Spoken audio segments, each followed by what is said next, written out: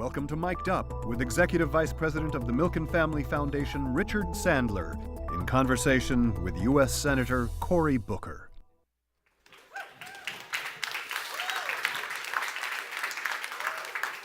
Good afternoon. Thank you for the applause. After 3 days here, it's fantastic. You still have that much energy, basically, and keep your hands moving that fast. So when we came up here to sit down just now, I asked the senator which seat did he want. He said, I'll take the one on the left. Oh, wow. I got items, already. Basically. By the way, this started even before we got up here. The first thing he says when he sees me, I go to hug him. He's like, you don't have a tie on. You want to borrow my tie? So. This guy is, this is how you know how close of a friendship we have here. He's willing to go right at me. But we're looking forward to this. The senator and I have had really the privilege and the honor of being friends for a number of years, actually back to when you were mayor. Yes. And we've had discussions like this in his office. I usually walk in there ready to really give it a hard time, and I always walk out there limping. So today, I think I hopefully have a little more control. That's limping because you're kicking me so much. So basically. Your leg gets sore. So, Senator, let's talk about a little bit about you, your background. Sure. You know, you went to Stanford on a football scholarship. You're a football star. You were a road. I appreciate you saying that. The older I get, the better I was at football. So, well, you went to Stanford. I went to Cal. I don't remember ever beating you, so I assume it was your fault. So, okay. Anyway. Then you were a Rhodes Scholar. Yes. Then you went to Yale Law School. Yes, and my parents didn't take me seriously. My dad used to always say, son, you got more degrees in the month of July, but you ain't hot. So, okay. That life is not about what the degrees you get, but the service you give is what So, to show how smart you were, you decided to go into politics.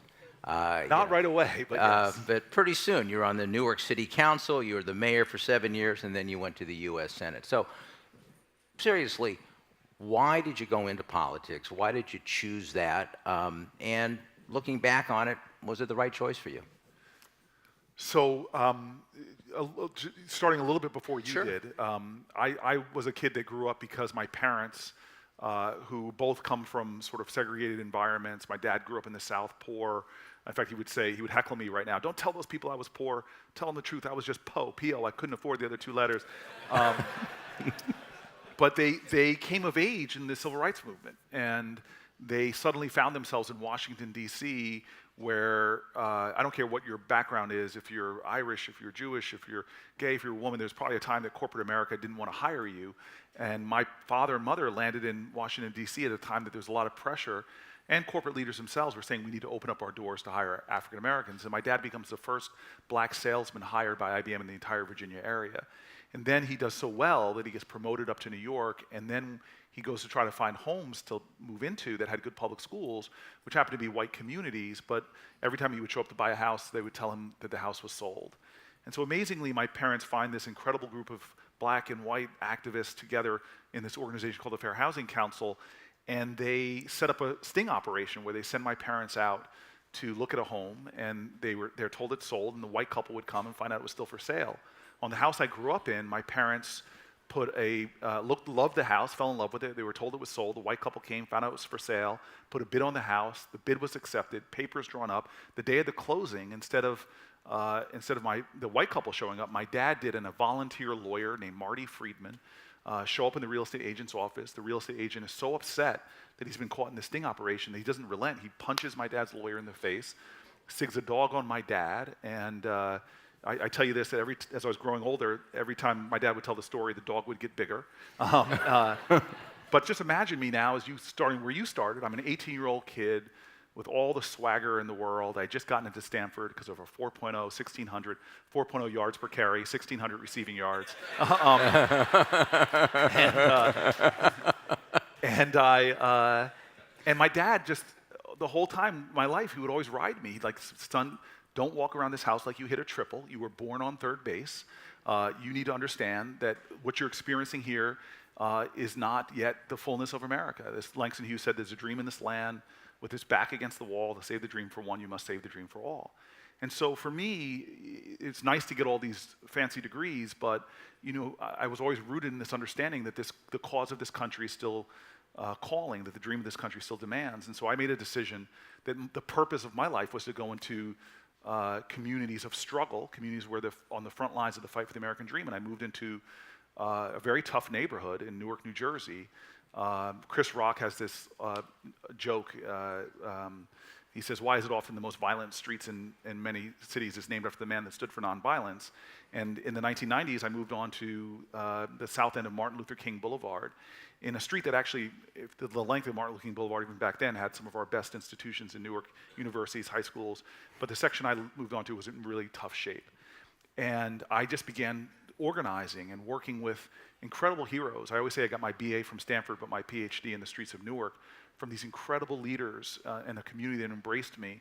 And we started making a lot of progress. We took on slumlords and everything. But a lot of the tenant leaders were just so frustrated with City Hall that they wanted to try to launch a reform movement against our city government, which really had no changeover. It was sort of a dynastic leadership, would last for a long time. And I didn't want to do it. I really had a lot of reservations about getting into politics. But this community of people who embraced me, leaders like Miss Virginia Jones, the leader of the high-rise projects that I lived in, eventually moved into, really pressed upon me, why are you here? If you're really here to make a difference, you'll stand up for the people and be a part of this movement. And I ended up running for city council as a 20-something-year-old, becoming the youngest person ever elected, and that began my journey into politics. And I want to say, Alice Walker has this incredible book called In Search for My Mother's Garden, and she has a section in it that I'll paraphrase, but she's really writing a letter to revolutionaries. And she says, the real revolutionary is always concerned with the least glamorous stuff, raising a kid's reading level from 3rd grade to 4th, with filling out food stamp forms for folks because they got to eat, revolution or not. The real revolutionary is always close enough to the people to be there for them when they're needed. Miss Virginia Jones, who was like that, her son was murdered in the building I lived in, these two big buildings that faced each other, and she never left that community, though she worked at the prosecutor's office, she made enough money to move out, she stayed in that community, and she extracted a promise from me when I became city council. She said, a lot of times you elect politicians and they forget where they came from. Would you stay rooted in this neighborhood? And so now I'm the only United States senator in our country that lives in an inner city, predominantly black community. The median income where I live is $14,000 per household. I see the issues of the unfinished business of America and as do my neighbors and many of the heroes in my community every day. We had days after Parkland, there was a kid murdered, Shahad, on my block, who I lived with in Brick Towers, these buildings, was murdered with an assault weapon on my block. We're all talking about the opioid crisis, but right across the street from where I live is a drug treatment center. I get up every day, and in fact, if you go to my office in Washington and you want to know what motivates me, right behind my desk is a large map of the Central Ward of Newark, the first people ever to elect me, and the community that I still live in, and that's why I got into politics. It drives me every day.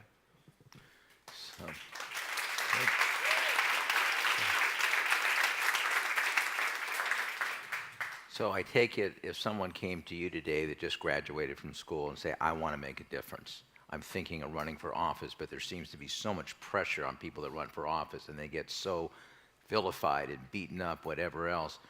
Senator Booker, do you really think that's a good idea? So this is strange. I talk to college campuses all the time. I was at the University of Chicago yesterday, and one time I was having dinner with a bunch of college students, and we were going around and asking them, what's your dream job? What do you want to do? And this one kid goes, I'm not sure what I want to do, but I really want to help kids. I love children. I think we're not doing enough education. And I said, okay, what do you want to do? The next person says, well, I want to be president of the United States. And I stopped and I leaned forward and I said, look, you heard your friend said that that's their purpose is children.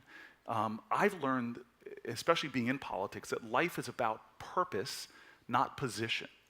And people who make their aspiration, especially in politics, that I want to be a senator or I want to be that's their end, then they're willing to make any kind of compromises to keep that position, even if it violates their values.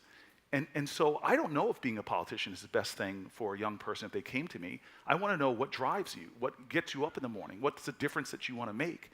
Because there are lots of different ways to make a difference. There are impact investors, people who are starting businesses in my community. Vonda, who's a young African-American woman who started a business now. You can't get a seat in her restaurant, but she employs people. She creates opportunity. There are nonprofits in my community. There are religious institutions. I say align your life with life purpose, and positions are going to come and go. I don't know what my term ends in 2020. I'm not sure what I'll be doing in 2 or 3 years, but I know what I will be about in 2 or 3 years. And it's about sort of the mission of my life, which I try to stay in tune with.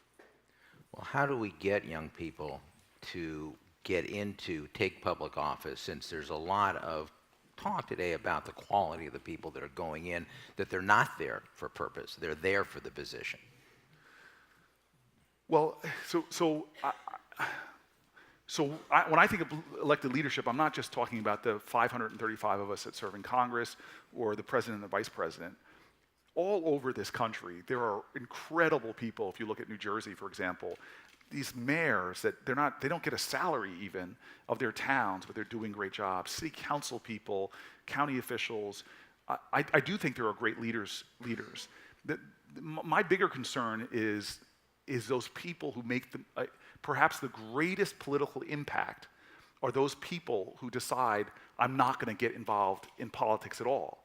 That by divorcing themselves from voting, from organizing, from engaging, it's not the people running for a position or not running for a position. It's do you see yourself as an agent of this democracy?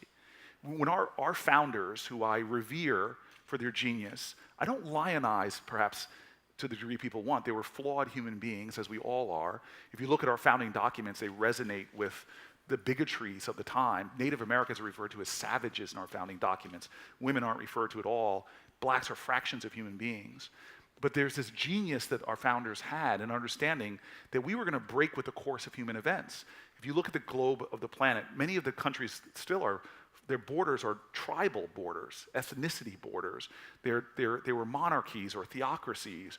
We said we were going to have a country based on ideas that were going to be bigger than the men that founded them. And if you read the speeches of Susan B. Anthony or Martin Luther King, they call to the conscience of this nation to live up to the profound words that our founders put forward.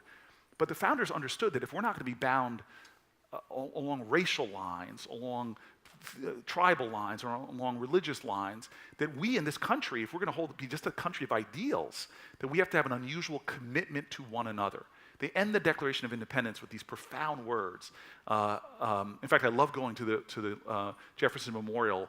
This is where my parents had their first date, actually. My dad in the pool, the reflecting waters there, he took her out in the paddle boats, which was like this great strategy for my dad. Get her out in the middle of the water so she can't get away on a first date, so he could try his salesman-like skills. But those 3 words etched into stone, I like to stand there and read them, and it says that we as Americans must mutually pledge to each other, if this is all going to work, our lives, our fortunes, and our sacred honor. And so I think one of the biggest sins in a democracy, I have this belief that before you tell me about your religion, show it to me in how you treat other people. And we have this sin that I've engaged in, where we have a civic gospel. We literally swear an oath. We put our hand over our hearts and we swear an oath that we're going to be a nation of liberty and justice for all. Well, those are aspirational words. I can go chapter and verse to show you that we don't have justice. I can talk about our criminal justice system. I can go to environmental justice. I can go to a lot of things that other countries look at some of the things we do in our criminal justice system, for example, and consider it torture, and we sit comfortably. Well, right now, there's tens of thousands of children that are in jails and things like solitary confinement, waiting for a trial. They even haven't had a trial yet, just because they're not as privileged as I was when I was growing up. That we have kids right now that have lifetime sentences, 19, 20 years old, for doing things that 2 of the last 3 presidents did. We are in a nation where we already have nationwide legalized marijuana for privileged people. There was no stopping and frisking at Stanford's campus. There was no drugs at Berkeley, but at Stanford there was a lot of drugs. There's a lot of drugs being done, but no FBI operations, no stop and frisks. So there's injustice. We all swear an oath that we'll have equal justice under the law, liberty and justice for all, but are we acting on it? This democracy, the idea of patriotism, which is love of country, and you cannot love your country unless you love your fellow countrymen and women. We might not always have to like each other, but we have to recognize we all have worth, we all have dignity, that we're worth fighting for, that your injustice, if you're experiencing that, it's interwoven with my justice. And so when you ask me about young people, I don't care if you run for office or not, commit yourself to this country. Live your oath.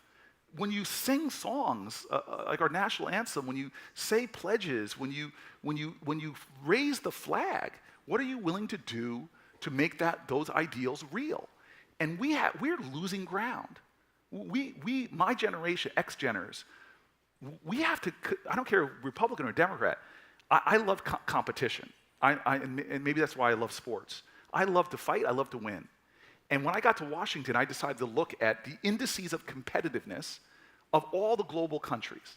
Now, the World Economic Forum keeps actual indices of competitiveness. And there's a whole bunch of indices. Let me give you a few metrics. So, quality of your infrastructure, quality of your education system, the innovation economy that you have. And by the way, if you're in a business, you're worried about those things. One of those is physical plant infrastructure. One of those is quality of your employees, education. One of those things is staying ahead of the competition, research development. We were the top in all of those things in my father's generation. And in the span of my lifetime, roughly 40 years, if you look at the World Economic Forum's measures, we went from being the #1 in the country, in the planet Earth, to now some of those indices out of the top 10. I go to other countries. I sat in Eastern Europe and had the indignity of sitting there and listening to another official tell me laughingly that we built out the best infrastructure on the planet Earth in prisons and jails. We were building a new prison every 10 days between the time I was in law school and the time I was mayor of Newark. And yet we've allowed the rest of our infrastructure to crumble. While their trains are faster than us, their ports are more efficient than us, we actually have in the most busy rail corridor in the North America, the Northeast Corridor, runs through Newark, my city, that you could travel in the 1960s a half an hour faster than you can travel now. Let me go to the quality of our education. We were the education nation on the planet Earth all the way through, from kindergarten all the way through the higher education. Highest percentage of college graduates per population on the planet Earth. Highest percentage of STEM graduates on the planet Earth. Best education for children on the planet Earth. We're not even in the top 10. Other countries are racing past us. They understand the science that the brain develops in the earliest ages, so they have universal preschool, our competitors. We don't have that yet. All the way to college, we're creating barriers to college. The cost of education in college in Germany, 0 to 4%. Canada, 6% of median income. America, 52%. Let's go to R&D. My staff tried to take my cell phone from me. They were worried I'd be tweeting during this.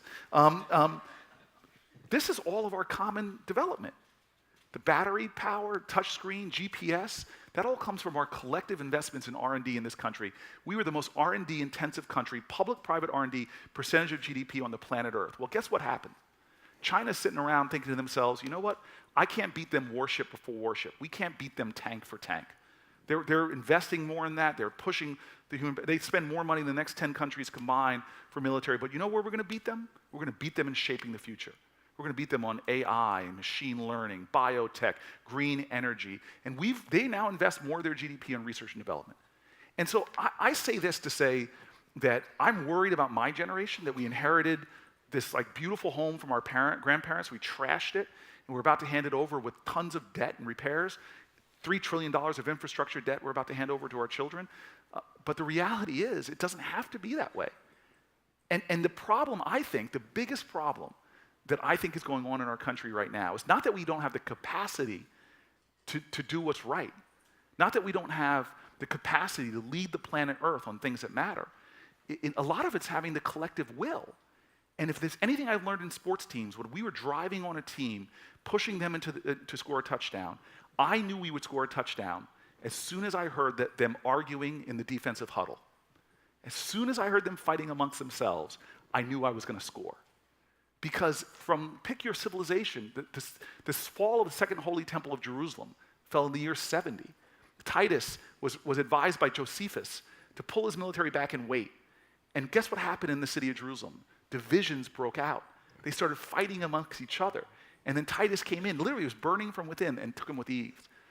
I hugged John McCain on the Senate floor when he came back after getting this terrible cancer diagnosis. Crossed in front of the C-SPAN cameras, 14 Americans saw me. And actually C-SPAN viewership is up, 28 Americans saw me. I hugged John McCain. How he treated me when I first came to the Senate, what he taught me in the 5 years I've had to serve with him, I hugged him. By the time I got home to my basement apartment in DC, crash pad, I was getting killed on Twitter by people in my own side of the aisle saying, how could you hug John McCain?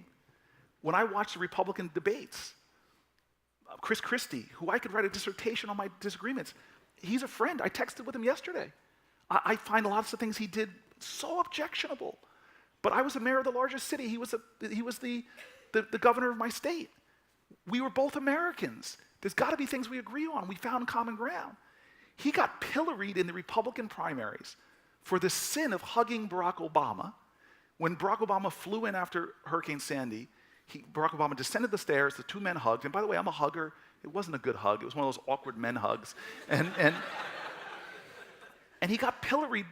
How can we have gotten to a point in American history where we are so demonizing each other that forget cooperation, coordination, but we're so demonizing each other that even human contact is difficult to do. Yet we will say the words, one nation, under God, indivisible. If we really believe that, what are we doing to break out of our echo chambers? What are we doing to reach out to our neighbor? What have we done to worship in a different kind of church or mosque or synagogue? What have we done to go into a neighborhood where people don't look necessarily like we do? This has got to be a way that we are the needle and thread stitching up the fabric to become, as King said again in the letters from the Birmingham jail, when he said that we are all caught in an inescapable network of mutuality, tied in a common garment of destiny. That's the problem I think we need to address in our country. I think that deserves a round of applause because that was...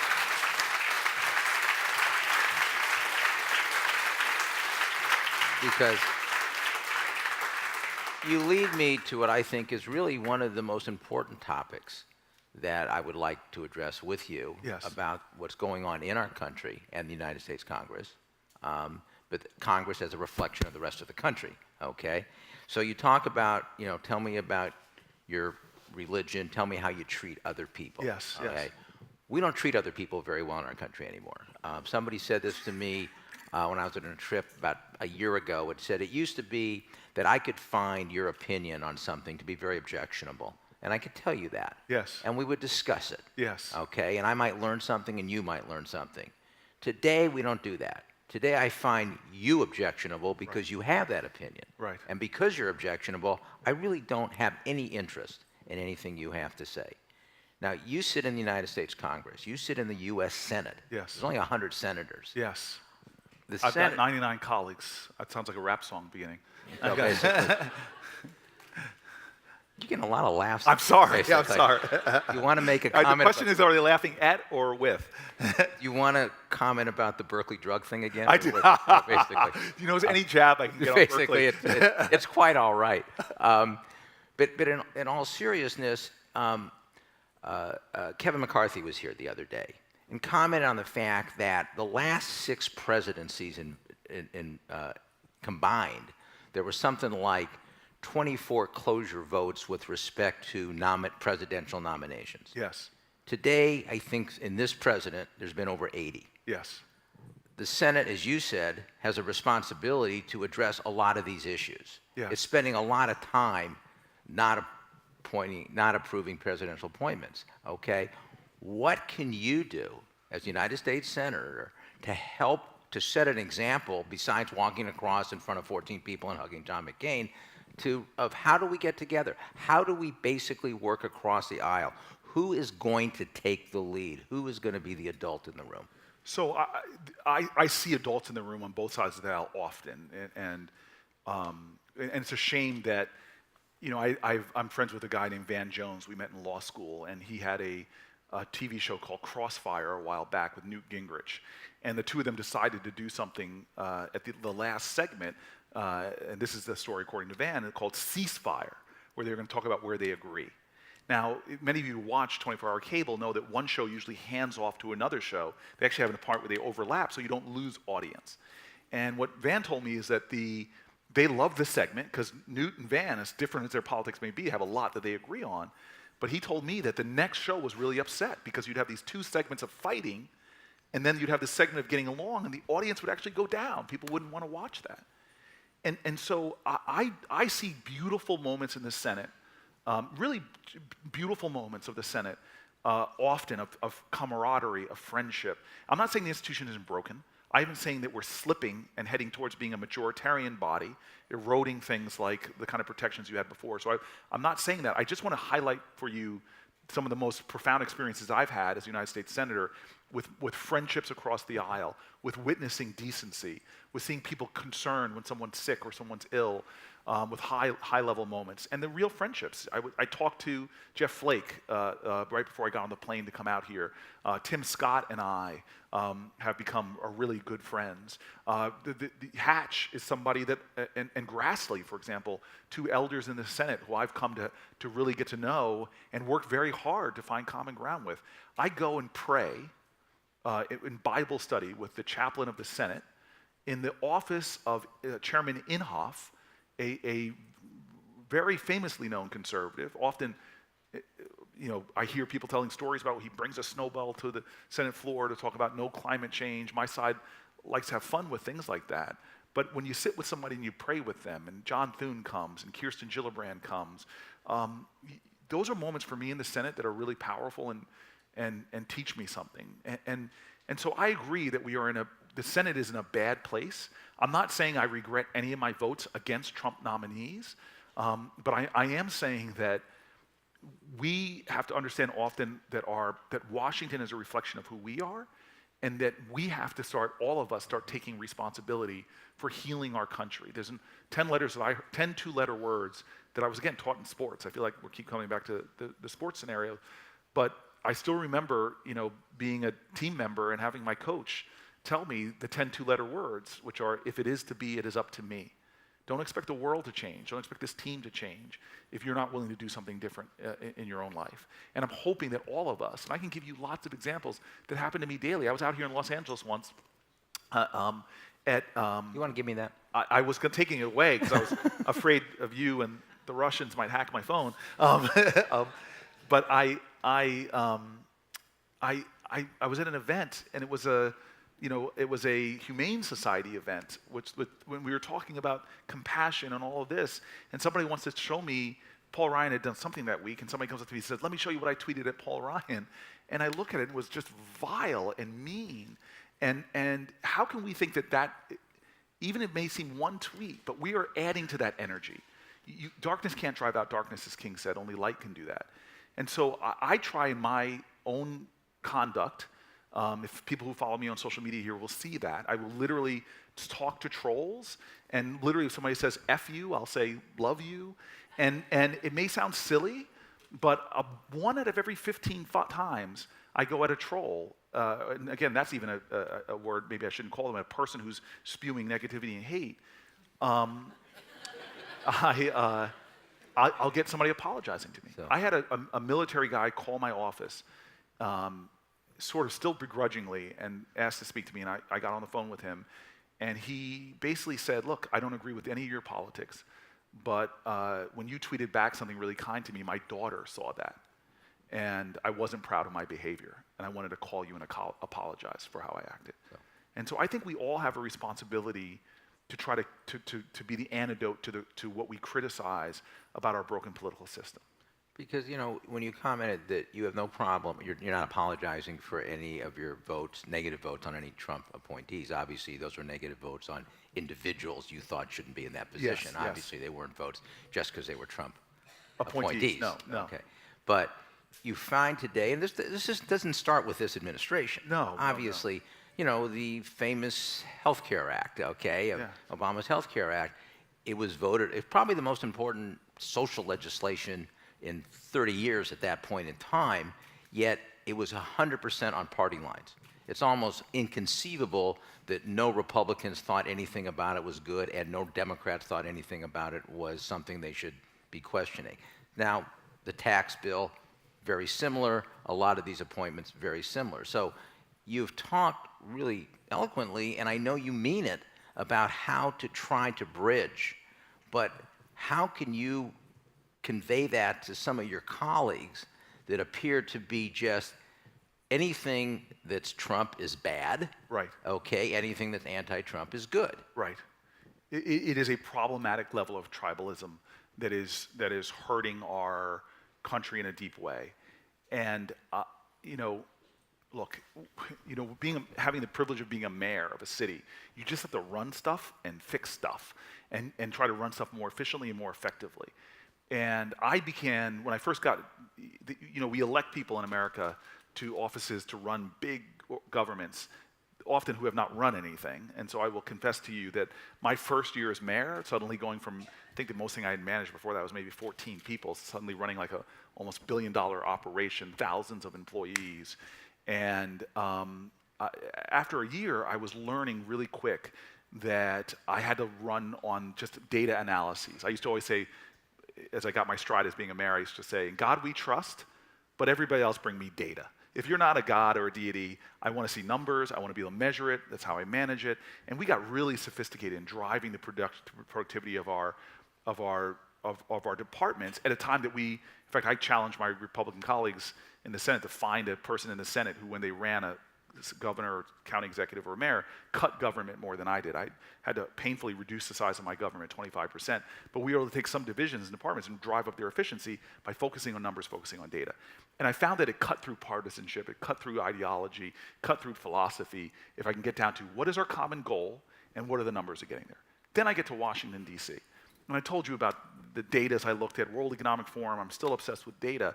And I find it perplexing to me that we aren't looking at objective analyses of data when we're making decision making. And often it's much more to do with partisanship or some kind of philosophy that doesn't seem to jive with reality. And I'll give you an example of this because you mentioned healthcare. It is hard for me to sit in a government that decides, and again, my world I see from the great community I live in, where I have kids in a bodega who can go to the corner bodega, and diabetes rates are outrageous and incredibly expensive to this country. And my kids could walk into a bodega and get a Twinkie product cheaper than an apple. And if you can't draw a line between that and the ridiculous government policies we have, and the broken food systems we support, and the way we do things that are not about a balance sheet analysis at all, if we want to drive down healthcare costs in this country, let's stop subsidizing the things that make people sick. And you want to talk about healthcare? Could you believe we actually had a fight over the CHIP, the Children's Health Insurance Program? I literally, I don't know if you knew this, but I went to Washington with a big afro and I pulled out all my hair after watching this. The CBO said giving kids health insurance actually saves money. Getting kids into preventive care, this was actually going to save money. And we're debating whether we should expand CHIP or not. I can give you 1,000 decisions that if we were just doing a balance sheet analysis as a country, you can't even tell. I would love to lock a group of leaders in. You cannot reveal what party you are. Let's create a First Amendment exception. You can't tell people what party you're in. You just have to tell people what your goal is and show the data to back it up. The policies we would be making, let me give you another example. I don't understand. I can show you the data on mentally ill homeless people. We are a country, Seattle did this, they looked at what is more expensive to taxpayers, keeping mentally ill homeless on the streets or putting them in supportive housing. Now, as a mayor, supportive housing is actually expensive, but they did an analysis, this great housing group in Washington, Washington State, called Plymouth Housing Group.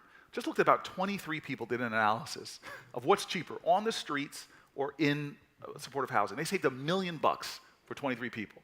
Because where are the homeless, mentally ill people? Again, I know this from my mayoral days. They end up in your hospital emergency rooms. They end up in your prisons. We are doing so much dumb stuff, often in the name of philosophy or in the name of my party or whatever, that is hurting the bottom line of this country. And so I don't know how to fix what you're saying. I honestly don't. I'm going to work the rest of again, one of the driving forces of my life is, the title of my book is called United.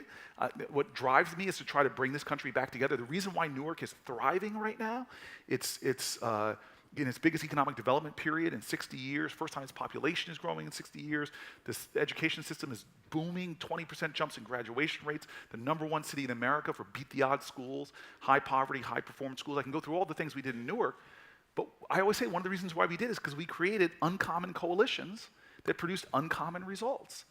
And so we have to decide as a country, are we going to tear each other apart, that we're going to manifest hatred for each other, more so than a lot of the real threats on the planet Earth, Or are we going to start trying to break this down? And I want to be one in that number, but there's not going to be a leader, a savior that's going to ride in and do this stuff. All of us have to make a commitment to doing it and decide to change our ways. So let me ask you this. With respect to Cory Booker, Yes. okay, personally, a number of people, when they heard we were going to do this today, said to me, well, you have to ask him, why is he moving so far to the left? He used to be here, now he's there. Okay. And do they give you specific? Basically, Do they give you specific data they points? said, well, I saw him. Well, some of them had basically. They said, well, I saw when he interviewed and he voted against the Supreme Court, Gorsh, whatever else. I thought he went out from awfully hard. I can't believe it had gone after him that hard. Well, no, I never interviewed Gorsuch. But, then it wasn't him. It wasn't Gorsuch. Obviously, that's Yes. But, Yes. but it Jeff was, Sessions, that's a good one. maybe it was. It might have been. Sessions. There was somebody that you did. But see, you hit a really good point. Yeah. Because people don't necessarily have data behind it.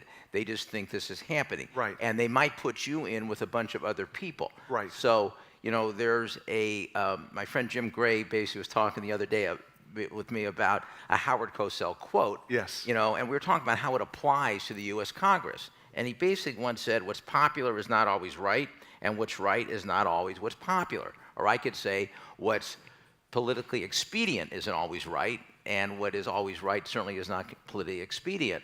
And you're starting to get labeled as being one of those that might be doing things that is more politically expedient. How do you respond? Well, again, or help me to respond? Well, I don't want to respond, because as soon as people put this lens on, oh, this guy's being talked about for a presidential run or whatever, it just changes their view. It's like there was a Republican governor in New Jersey, I think she's the one that said this, where she said, before I was a politician, I helped somebody cross the street, and I'm just a good person. Now that I'm a politician, I'm helping somebody cross the street, I'm just trying to get a vote. And so I'm really, as a guy who has had to make really tough calls as a mayor, and even a few tough calls as a United States Senator, I just try not to concern myself with what people are saying about me. And a couple of my staff members are here, one in particular, he will remember some of the hard decisions we had to make. If somebody wants to bring up what the politics of it are, I'm saying that this is not the place to have that discussion. What is right and what is wrong? And I do hear this about, there's 3 people that my friends have said that, you're Cory, you're a person that preaches kindness and talks and tries to evidence that. But God, you really went after the Secretary of Homeland Security when she came in after Trump had made that comment about calling countries S-hole countries, or you broke Senate tradition and testified against Jeff Sessions before the Judiciary Committee. But I have to say that those moments may be passionate and heartfelt. They were authentic. If you live in a community where you see how evil the brokenness in the criminal justice system is, when you see what happens to a child, when you grow up in like I did, in a privileged community and have lived for 20 years in an incredible community of color, lower income community, you see my friends and I still have 4 friends of mine. I think they tried to break into a liquor store once because it closed. They couldn't use their fake ID. They stole some. They got caught. The right thing happened. Nothing. They got disciplined and parents got involved. But they're on doing great things, raising great families. My kids in Newark, the same thing happens. They have a life sentence. Life sentence. Not in prison, but as soon as you get out, you have a felony conviction now. You can't get a job. You can't get a Pell Grant. You can't get food stamp. I can go through 40,000 collateral consequences. And so when the one guy who's been most standing up against common sense reform, where the Koch brothers agree with me, Grover Norquist agrees with me, Newt Gingrich agrees with me, I can go through the Republicans that agree with the change that needs to be made, including Chuck Grassley, including Mike Lee from Utah. But one of the principal people that wanted to stop all that from happening was Jeff Sessions. And I go home at night or on the weekends to Newark, New Jersey, and see the devastation in my community. There was one university that did a study that if America had incarceration rates similar to our industrial peers, we'd have 20% less poverty. And when you concentrate those arrests in certain areas, you devastate the economic power and potential of entire neighborhoods. And so I couldn't sit silent and not do everything I could to stop Jeff Sessions. And then with the Director of Homeland Security, which I didn't go into that meeting thinking I would get upset, but I watched going around denying, sitting in the Oval Office, listening to a president spew this kind of words. And why do words matter? Well, we've had over 70 terrorist attacks since 9/11. The majority of those have been right-wing organizations, the majority of whom have been white supremacist organizations. And if you think words don't matter when you spew bigotry and hate, and you take a brush and paint over entire nations, and you don't think, and I know this for a fact, that a lot of these right-wing supremacist organizations get licensed, use the words of the hatred words of our commander-in-chief. And for the director of Homeland Security, who's supposed to be protecting the homeland, where I can take you to communities where Muslim families are afraid, where Sikh families have been heckled, in places like New Jersey, where you see a rise in anti-Semitism in our country. We can't be silent in the face of hatred and bigotry. We know this from history, that King said that the challenge today is not just the vitriolic words and violent actions of the bad people, but the appalling silence and inaction of the good people. And so I am sitting in a seat where I feel like I'm representing my state, and I'm not going to be silent, and I'm not going to be an automaton and not show emotion when I have too often now expressed to me the pain and the fear of people in the face of rising bigotry and hate in our country. Thank you. Thank you for doing.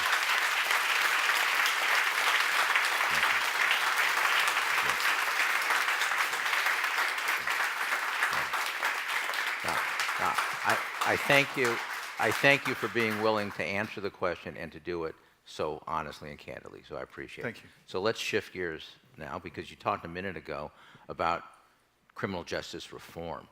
What can we do in that area? That is a serious problem that's got to be a bipartisan problem. It is a bipartisan problem. And the beauty of the issues I said before is more and more Republicans from all backgrounds, fiscal conservatives, Christian evangelicals, libertarians. So I've got every flavor from a Democrat to Republican, from libertarian to even vegetarians, who really believe very strongly in this issue. And it's giving me hope. And to see what's happening on the state levels, when red states like Georgia or Mississippi, as well as places like California and New Jersey, are lowering their prison populations. And guess what's happening as well? Lowering their crime rates. You're seeing a movement start. So I think there's a lot that we can do. I think that a lot of it's going to be a test for this White House and how far they're willing to go, especially with an attorney general who refuses to even accept that there's medical uses for marijuana. And I've stood with, from veterans groups to parents with children who have seizures, Dravet syndrome, children who have Dravet syndrome, to see the power of this medicine. But we have an attorney general now that's standing in the way of a lot of this progress, a lot of this change. So I don't know what the White House strategy is going to be. I know there's a lot of people on the Republican side pushing the White House to do this. But I'll give you an example of why fear is such a dangerous toxin in any society. The bipartisan legislation I have with heroes like Dick Durbin, who's incredible. I've already mentioned Lindsey Graham, people like Chuck Grassley. We had a good piece of legislation. Doesn't go nearly as far as I wanted it to. But one element of this piece of legislation is there's something that Durbin negotiated well before I got to the Senate. Was it used to be 100-to-1 sentencing disparity for crack versus powder cocaine. The same substance, but again, this was demonized with fear, associated with people of color, and there was 100-to-1 disparity. Well, Durbin knew that was wrong, and was, as did millions of other Americans. In a negotiation, which is actually a funny story that he told me once, but basically he got it down to 18-to-1, not where he wanted, 1-to-1. And so we have this thing where they did that, but they didn't make it retroactive. So now you have people coming in and out of prison on the 18-to-1 level, with people that were there on the 100-to-1 having these near lifetime sentences. And so our bill would have just made that retroactive. Well, I know some of the conversation that went on the Republican side and the fear-mongering, that if one of those people comes out one of those people leaves prison and does a crime, there's going to be a Willie Horton ad in a Republican primary that you voted on this legislation resulting in this person coming out and this person getting injured, hurt, killed, robbed, whatever. And that's the demonization that is going on, the fear-mongering that's going on, that some of the barriers that we face in this road to justice. And so I know how to overcome fear. You know, I know how to overcome these things. It's not easy, but we need a collective chorus of people saying enough. And what bothers me about the criminal justice system is that so many Americans just don't know what goes on. Right. Even though all of these trials are the people versus, or the state versus. We all have to take a step back and say, we are the people. These are things being done in my name. And I'll give you just another example of what we do to human beings in prison that most Americans just don't. First of all, most Americans think we still have trials.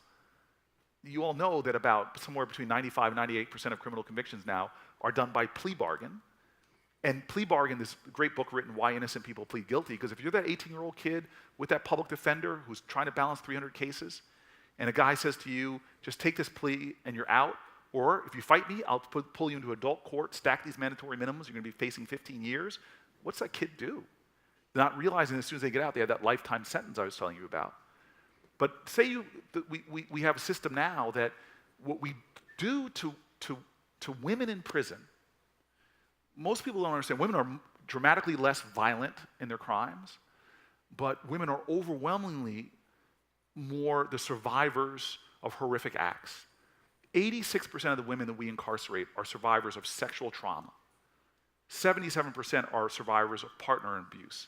And because of the change in all the laws, many of them are getting caught up in racketeering and conspiracy things where their associations with people are dragging them into this system and giving them long sentences. But it gets worse. Children, most women in prison have kids who are often separated into different households. They're charged usury rates to make phone calls. When I went into a federal lockup, I was going to get a tour, but I ended up just sitting with the women because they were telling me stories I couldn't believe. Like literally having to make the decision between calling their children or buying tampons and sanitary products. We have a nation that shackles pregnant women when they're giving birth, which other countries, human rights groups consider horrifying. I can continue to go through all the things that are being done every single day in our prisons that are taking people who are hurt and hurting them more, people who are traumatizing and doubling down on their trauma, people who are suffering from mental illness and pushes them deeper into sickness. And this is the painful reality of it all. Is I believe, and I spend a lot of this time on this in the Foreign Relations Committee, that if you want to see the true strength of a democracy, you want to see the true character of a country, don't go visit their higher institutions of learning, don't go to visit their business places, go to their prisons and see who they incarcerate. We have countries out there that incarcerate the press. We don't do that. There are literally dozens of people on the planet Earth right now. Recent charge, it's getting really popular across the world. Let's incarcerate people for fake news. We may have had something to do with that, but inspiring that perhaps, but we don't incarcerate people for their press, for their telling the truth. There are countries that incarcerate people for their political beliefs. We don't do that, even though we chant lock her up. The reality is we're not that. Other countries you can go to, from China to Turkey, political parties, they're locking them up. But who does America lock up? Who's in our prison? Overwhelmingly poor people. As one of my heroes, Brian Stevenson, says, we have a nation that treats you better if you're rich and guilty than poor and innocent. Who do we lock up? We lock up hurt people, sexually abused people, raped people. Who do we lock up? We lock up the mentally ill at alarming numbers. Large percentages of our jails right now are teeming with people who need help, who need medical care, who don't need prison. Who do we lock up? We lock up minorities at stunning rates. No difference between blacks and whites, as I've said, for using drugs or dealing drugs, but almost 4 times more likely to be locked up for it. And so this is a crisis in our country, and it's costing us our treasure. Hundreds of billions of dollars we're putting into a broken system that I can tell you right now, if we were investing it in other things, A balance sheet analysis. We're this country that's comfortable paying so much more money on the back end of problems than making the smart investments on the front end. Let me give you one last balance sheet analysis, then I'll be done. Pew Charitable Trust, a number of other people have analyzed something as simple as sending a nurse, they're called nurse family partnerships, to an at-risk a pregnant mother. In her last trimester, or first year, second year, you save about $5 government dollars for every dollar you invest. Why? Again, visits to the emergency room go down, and in fact, even engagement with police officers goes down. We know the interventions at work if we were just a country that says, what is our goal? We believe in our children. We believe that this is the greatest natural resource in a global knowledge-based society is the children of a nation. We know the interventions. They've been studied upwards and downwards. Brother Milken's sitting right there. He's had all kind of studies on his interventions with kids. We know what works. We don't even have to expend government dollars. I've worked with some people across the aisle on things like social impact bonds. Heck, let's create an incentive to investors that want to invest in programs. If you can show you're saving $5 government dollars, I'll let you have $1 government dollar for that. We can do this, but yet we don't. And so I see our time coming down, and if you just give me one more moment. Okay. Thank you.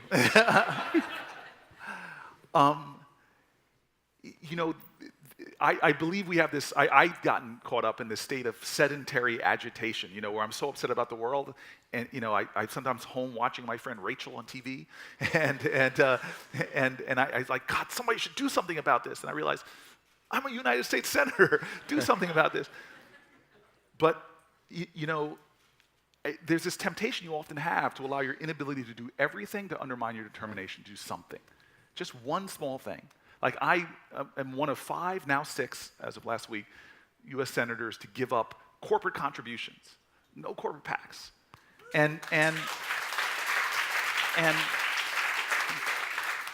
And what I'm trying to do is excite people. It's not that I don't think I need money for my 2020 race. What I'm trying to tell people is like, I'm starting to see that small dollar contributions, you may not be a Koch brother, but if you like 10 candidates, send them $1 each.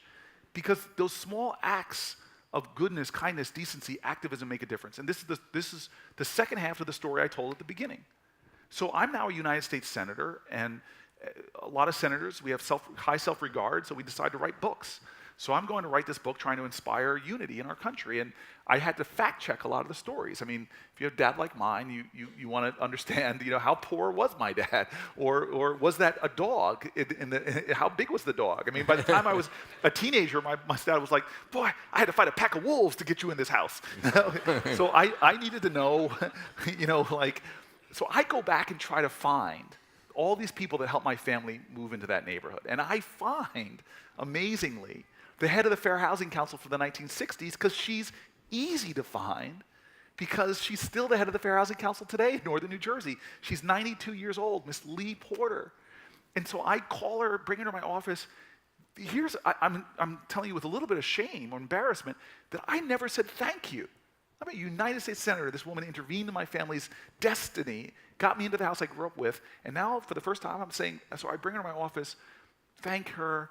I tell her, I need to know these lawyers. I want to hear the stories. And she says, here's the name of the lawyer that organized all the lawyers. Find him. A guy named Arthur Lessman, who's now passed away, and thank God she told me to go see him. So I go find this guy, Arthur Lessman. Call him up. He's 84 years old. He's now a retired judge. Then he was just starting a business.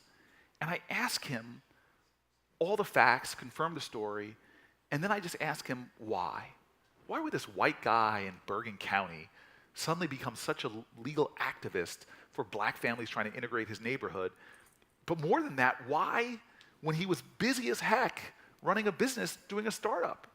And he says to me something that blew me away. He goes, Cory, I remember the exact moment I made the decision. And in essence, this is what he tells me. He goes, he was sitting at home, comfortable on his couch, 1960s, watching TV. And this was a time I think we had 3 or 4 channels. So most of America was watching a movie, I think it was about fascism. And the news breaks in, and he sees these marchers who had started in Selma, Alabama, and were trying to march to Montgomery. And they stop on the Edmund Pettus Bridge in front of these Alabama state troopers. And the Alabama troopers were telling them they had to turn around.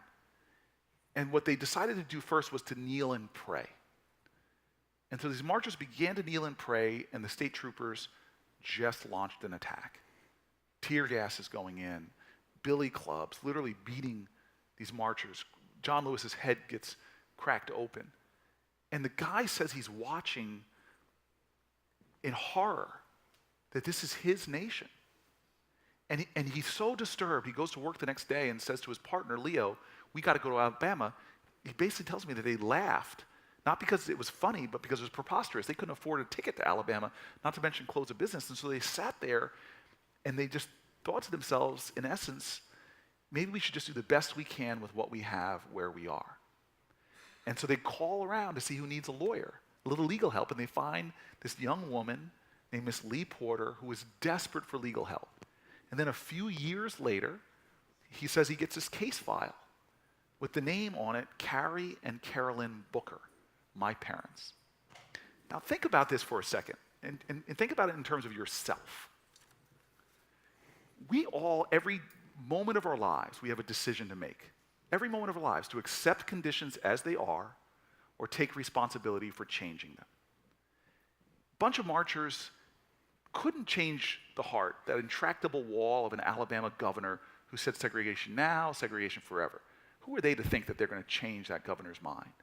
Who are them to think they're going to change a century-long program of subjugation of African Americans called Jim Crow? Big problems, but they marched. One day, one action. It's what they call patriotism. They didn't want to swear an oath, they wanted to live it.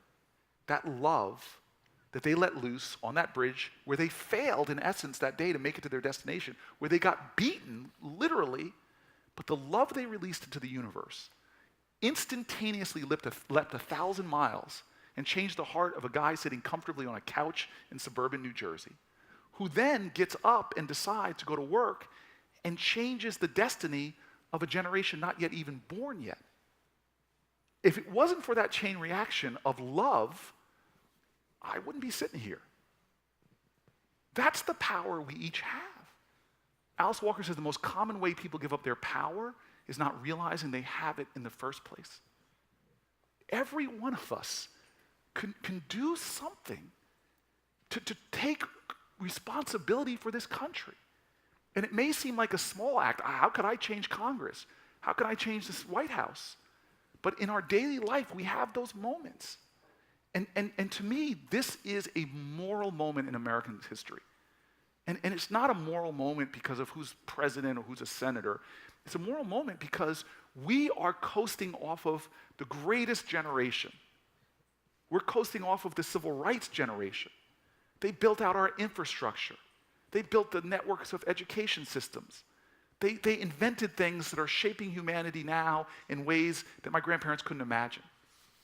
It's our generation's turn to decide what we're going to do. And we don't have to do it all. We're part of a society. We're part of a community. But I do believe we've got to do something. And it can't be the same thing we did last year because we're going to get the same results we have this year.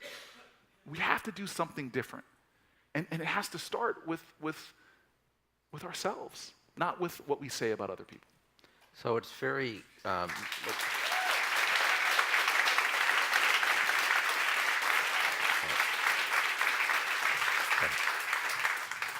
I read this comment the other day to Senator Schumer when I interviewed him that Frank Luntz had made on the Sunday This Week show with George Stephanopoulos, which really goes to really what But if you're going to said. say Chuck's name, you got to say it with the right accent. Schumer. You just did it. I don't have to do it now. Thank you.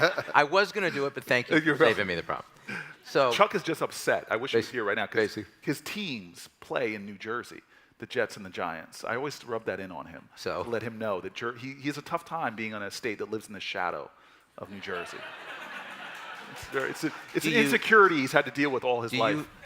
You want to make a comment about Berkeley and drugs again before we No. So Frank commented, and it really goes to really what you just said. You know, he basically said he did a survey and found that 82% of Americans say that we are more divided than any time of our lifetime. It's across the board, Republican, Democrat, Independent.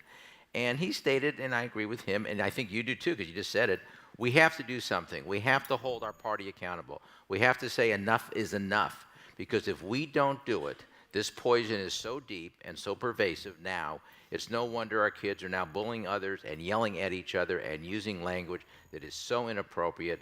They're getting it from their parents. So I'm going to ask you a different question than I asked Senator Schumer. Basically, if we have to do something now, rather than me asking, because you've answered very well what you can do and the limits of what you can do, what can we do? What can we do so that there's more people in office that care about basically not their position, but they care about their purpose? So I think it's just to get engaged. I mean, I get frustrated sometimes, I have to admit, and I have to deal with that. That's my problem, not the person's. But I get frustrated when people say, I don't like to get involved in politics, so I don't want to get involved. Like somehow it's a dirty game, and not realizing that we're enjoying this republic because a lot of folks got involved with politics and decided to get involved in the things that were uncomfortable or difficult for themselves.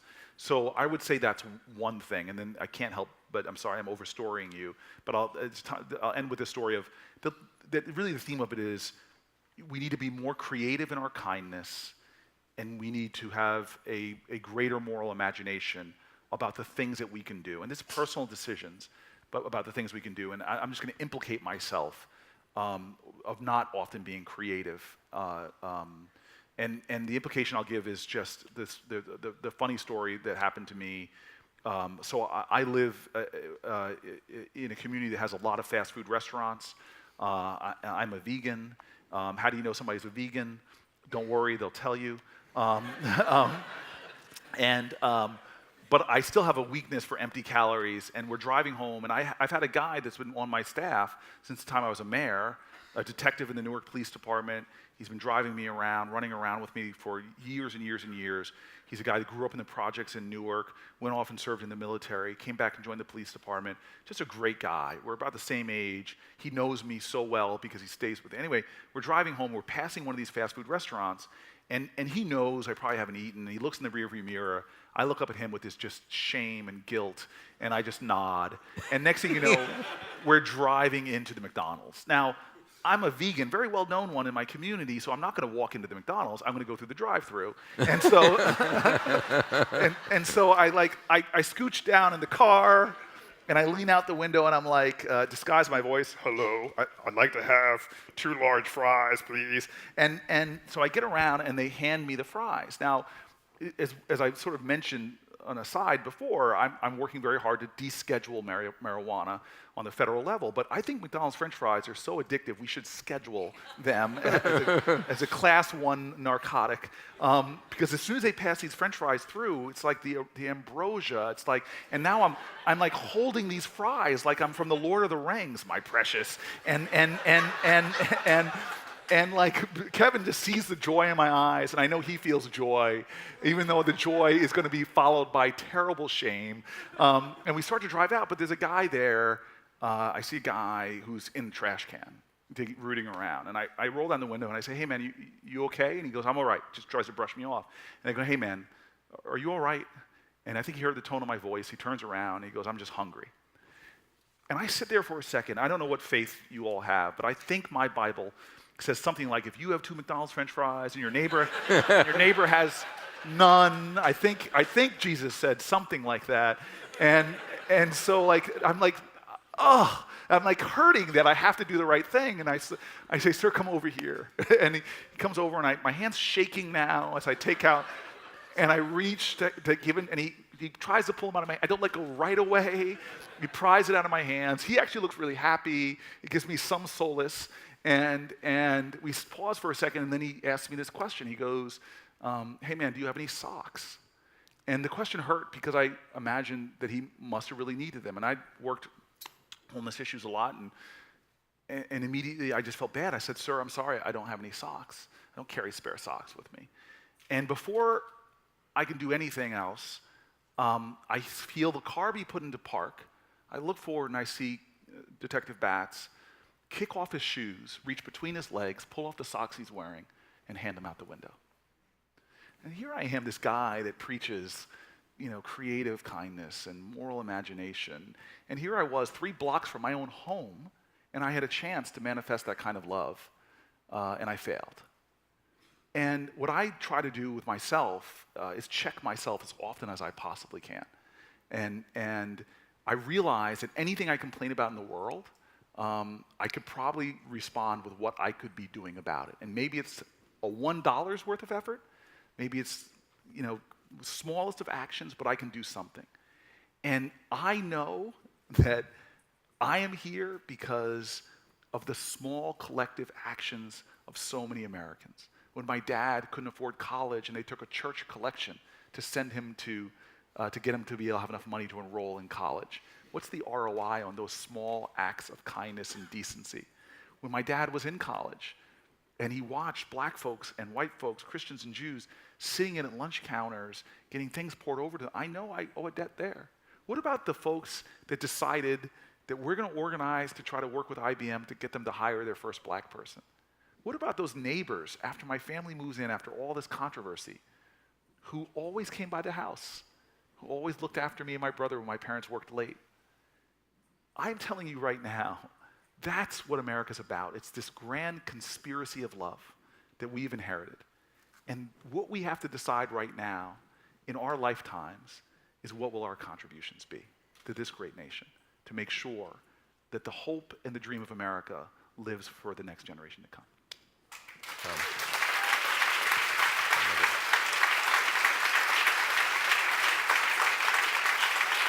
So, as I've had the honor and privilege of having a conversation with you today, I also have the honor and privilege of basically ending the Milken Conference for this year. This is the last session after 3 days, and the theme this year is Navigating a World in Transition. We have talked for the last hour about a world in transition. I do think it's time for us to take what we've learned the last 3 days and decide what we can do to help navigate that world, not always look at what somebody else should do and tell the other person how they can do better. I think we've learned a lot from some of the stories you've told us, Senator Booker, that we have a responsibility. That doesn't mean that we go easy on those we disagree with, but we respect the people we disagree with. And that way we'll respect each other, we will teach our children better, and hopefully we will make a difference. So next year, when we're talking about the divisions in this country, they will have actually gotten better and not continue to get worse. So I thank you. I thank all of you for joining us this year. It's been a great conference, and we look forward to continuing to work together throughout the time and throughout the year. Thank you. Thank you.